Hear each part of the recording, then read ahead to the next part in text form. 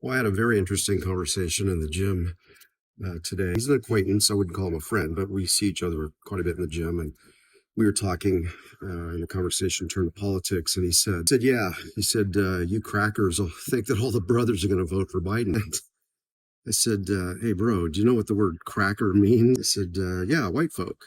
He said, no, the word cracker means poor, uneducated, racist white folk. And he was surprised. He said, I grew up believing that cracker simply meant white folk. I said, no, it doesn't.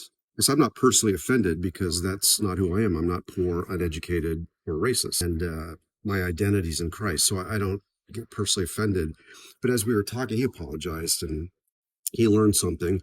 Anyway, I thought more about how we're living in this doublespeak Orwellian world where if I say something, anything, if I use any word or phrase that is deemed offensive or triggering or a microaggression, I'm the bad guy. I'm the devil incarnate. But if someone in the Orwellian left world says something to me that's offensive, their response is, well, that's your problem because that's not how I interpret it. That's not what I meant. So you could be offensive to me by simply saying, well, that's not how you see it. But if I say something offensive to you, I'm automatically the bad guy. My perspective doesn't matter. And this acquaintance at the gym and I talked a little bit more, and we talked about Biden and Trump and all that stuff. And he didn't mean to be offensive, and he wasn't calling me an uneducated, poor white racist. That's not what was in his brain. But it didn't matter to me because in the conversation, I was able to share with him what it does mean, and that, again, my identity's in Christ. I wasn't personally offended. But it really, really bothers me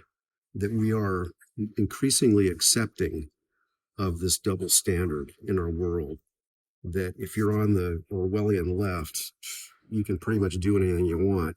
But if you're anywhere other than that, you're under their control, particularly with linguistics, with language, which is obviously one of the major facets of postmodernism, is the alteration of language to fit perspective. Anyway, it was an interesting conversation, and I welcome your comments.